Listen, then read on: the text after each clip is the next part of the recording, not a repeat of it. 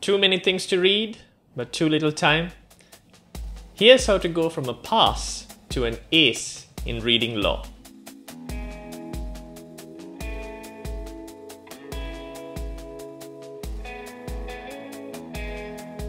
Hi, and welcome to the Law Simplified. I'm Shaveen Bandaranaike. In a recent video, which you can find through the links in the description or the pop-up that will appear up top, I discussed how important research is in order to succeed in law. We looked at how exactly you can understand an issue that has been presented in a question by looking at the subject, the topic, and then the relevant case law, primary and secondary sources along with it. But more often than not, a question that is associated with that, and something that I'm often presented with, is there's a lot of material and a lot of content to go through. I simply do not have the time. Now, granted, for a first-year law student, or for that matter, anyone, the amount of volume of content, the amount of resources that are available may seem quite daunting. However, there is a certain method, so to speak, to the madness of going through voluminous material in terms of law and trying to distill and extract the most relevant components in order to formulate your arguments and articulate a response. This video, quite briefly, is intended to give you a broad understanding of how to do this. If you're interested in more in-depth outlook on how to do research, as well as going through the material and extracting the relevant components, I'd highly recommend going through my online law school platform, specifically the workshops, which help you understand how to break down questions and articulate responses accordingly. The very first thing that you need to understand is that there's probably going to be plenty of arguments and discussions around what you're trying to tackle and what you're studying at present. As a result, the first step towards reading smart, so to speak, in terms of law, is to gather as many articles as possible in relation to the subject matter that you're looking at. Why this is important is because an article is essentially a distillation of the most relevant bits of that particular area of law, along with arguments and critiques from other academics and jurists that are relevant. This in turn provides you with a one-stop shop to all of the resources necessary, or at least a majority of the resources necessary, both in terms of case law and legislature, as well as other articles, journals, consultation papers, and reports, which you might have to otherwise go searching for. Once you have this particular article in terms of the subject matter that you're going into, make sure that you focus on that first and then supplement that with any other material that you find relevant in terms of textbooks or even cases for that matter. Remember, the idea here is to get context and understanding.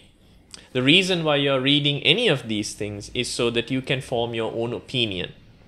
It's not a memory test, or rather, law in itself is not supposed to be a memory test. As I have mentioned previously on this very YouTube channel, as well as the various platforms that the Law Simplified is disseminated on, it's not about memorizing, it's about theorizing. Now, having considered articles and the relevant case law, here's what you need to do to make sure that you are A, reading what is relevant, and B, able to extract what is most appropriate for whatever issue that you're tackling. Fundamentally, this is done by two words: abstracts and headnotes.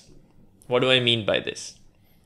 Every article that you will come across, irrespective of the legal database online that you're perusing, would essentially have a blurb or a paragraph, or at best two, as an abstract of what the article is about. This will show you the relevant subject matter, what is being articulated, as well as, on most occasions, the conclusion, what the academic or the jurist has come up with. Read this to begin with, primarily to understand whether it's relevant to what you're trying to tackle, what you're trying to understand. If it is, go deeper. Start reading the article itself. In terms of cases, make sure you look at the headnote. This is a string or a paragraph of keywords that are relevant to that particular case. It might relate to the legal principles being discussed, the issues being considered, the controversial or the critiques that are being considered by the justices themselves. These two together, the headnotes on the one hand and abstracts on the other, provide you with the context necessary to immerse yourself in that subject matter. Most students tend to ask me whether they need to read every single thing that they come across. This is not only daunting, but also irrelevant.